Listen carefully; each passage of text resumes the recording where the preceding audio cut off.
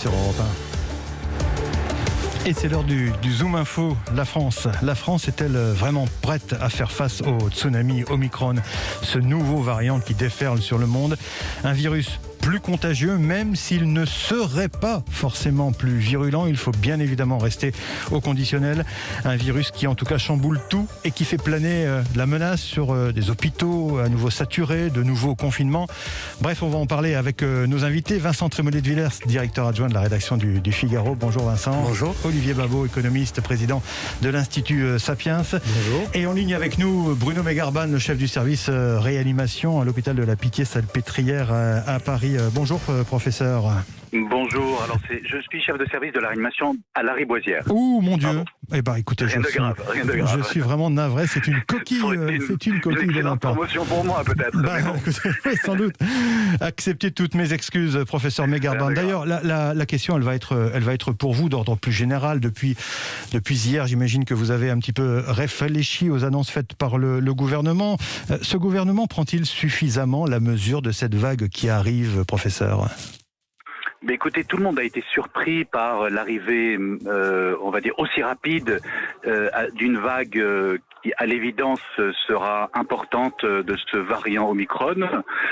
On va dire, le gouvernement s'est engagé vis-à-vis de la population de pouvoir respecter les fêtes de fin d'année. Alors, bien sûr, tout le monde est conscient des difficultés, mais ces difficultés, on les connaissait parce que l'hôpital est saturé, parce qu'un certain nombre de lits, environ 15%, sont fermés, parce que le personnel est fatigué, que nous n'avons aucune marge de manœuvre. Mais je crois que la bonne stratégie est encore d'observer. Alors, on sait qu'en Afrique du Sud, l'Omicron s'est traduit par peu de cas graves. On voit aujourd'hui au Royaume-Uni que l'Omicron déferle de façon importante. On ne sait pas encore exactement les conséquences en termes d'hospitalisation parce qu'il faut encore un certain délai entre les contaminations et les admissions à l'hôpital. Donc je dirais l'attentisme pour le moment est la bonne solution, mais évidemment il faut s'apprêter que début janvier, on doit faire face à des difficultés importantes. Aujourd'hui, à nouveau, à l'hôpital, la quasi-totalité des patients hospitalisés, en tout cas en réanimation, sont dus au variant Delta. Oui. Si je vous comprends bien, professeur Megarban, vous ne souscrivez pas à cette ambiance un petit peu de panique, hein, un peu générale là, que l'on observe en Europe et ici ou là en France également ? Non, je crois qu'il faut raison garder, on va dire. On connaît exactement les modalités de prévention de cette infection. D'abord, il faut être vacciné, il faut avoir reçu sa dose de rappel.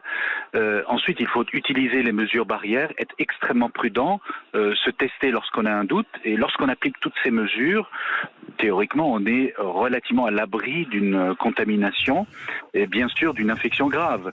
Le problème, à nouveau, c'est l'hôpital, comme vous en avez parlé. Malheureusement, c'est une problématique ancienne qui nécessite des réformes structurelles de l'hôpital public. Ça n'est pas aujourd'hui en catastrophe qu'on le fera. Si besoin, il faudra décaler un certain nombre d'interventions non urgentes pour pouvoir faire face à la crise. Le pass vaccinal comme solution centrale, cette mesure n'arrivera-t-elle pas trop tard, professeur Megarban ? Alors en fait, elle était quand même précédée du pass sanitaire depuis maintenant 6 mois, qui a eu un effet extrêmement encourageant avec aujourd'hui une couverture vaccinale très élevée en France. Mais il reste, comme vous le savez, un pourcentage important de la population non vaccinée, notamment un certain nombre de personnes à risque de faire des formes graves de la maladie.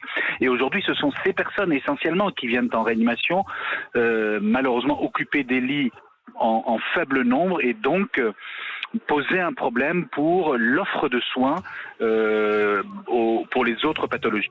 Et donc, de fait, évidemment, il n'est toujours pas trop tard de vacciner ces fameuses 5 millions de personnes adultes toujours pas vaccinées.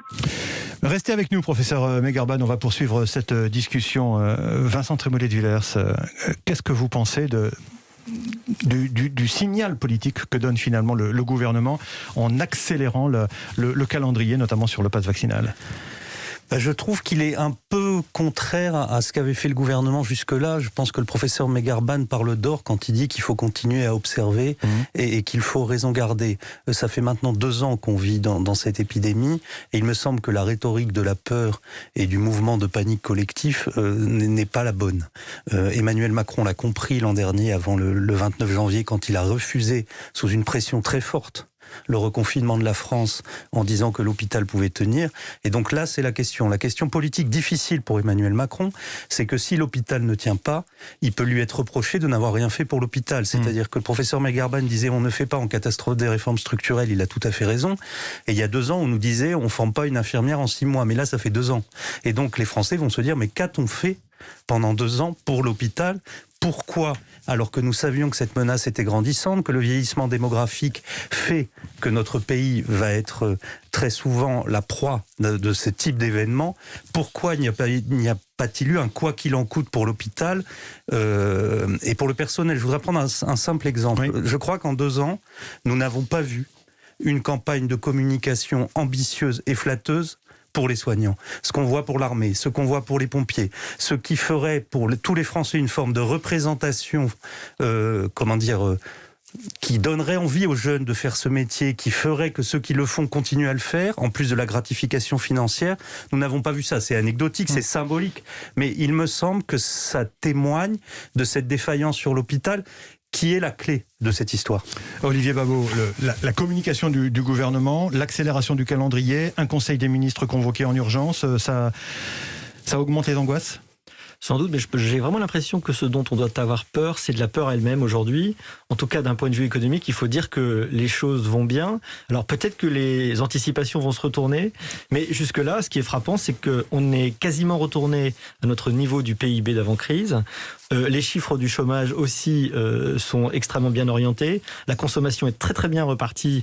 On n'a pas encore les tout derniers chiffres, mais elle était très bien repartie. L'investissement aussi s'est tenu. Donc en fait, on a des fondamentaux qui sont extrêmement rassurants de ce point de vue-là. Alors certes, tout ça a été payé par quasiment un quart de pourcentage en dette publique par rapport au PIB de plus. Évidemment, c'est absolument considérable. Mais du point de vue de l'économie, les choses ont été préservées et les choses sont stables. Alors, c'est vrai qu'il y a une inquiétude aujourd'hui qui est liée sans doute au prix de l'énergie, peut-être sans doute à l'inflation et donc au pouvoir d'achat. Ça, c'est les nuages qui s'accumulent aujourd'hui. Mais je crois que du point de vue du Covid, on a une économie qui s'est mise en état d'économie de guerre sanitaire permanente. Les entreprises ont fait des efforts énormes et aujourd'hui, en fait, ont adapté leur fonctionnement dès qu'elles le pouvaient. 40% des emplois sont télétravaillables, en réalité, on dit plutôt. Je crois que la ministre disait plutôt 60%, mais c'est entre les deux. Et donc, il est vraiment trop tôt pour paniquer. Attendons. Vous, professeur Megarban, vous aussi, vous dites finalement, attendons de voir, mais... Ce virus, Olivier Véran vient d'indiquer qu'il concerne maintenant 35% des cas qui sont observés. Elle est bien là, la vague, le tsunami ? Oui, tout à fait, effectivement. On sait que le nombre de contaminations Omicron va augmenter de façon exponentielle. Un temps de doublement tous les 3 jours a été rapporté au Royaume-Uni. On sait même très probablement que cette vague Omicron va se surajouter à la vague Delta. Ça ne va pas pour autant immédiatement remplacer le variant Delta. Aujourd'hui, ce qui menace l'hôpital, c'est encore le virus Delta. Donc il est temps évidemment de se faire vacciner. On pense et les premières études montrent parfaitement que la vaccination avec la dose de rappel permet d'être protégé contre les formes graves de chacun de ces 2 variants. Alors on espère évidemment que cette vague Omicron sera la plus courte possible. Eh bien évidemment il faut appeler la totalité de la population à la vigilance. Je ne suis pas certain que prendre des mesures de restriction importantes non acceptées par la population serait une solution actuellement. Pourtant, Vincent Trémollet-de-Villers, on a quand même le sentiment que le gouvernement prépare les esprits à d'éventuelles mesures de restriction.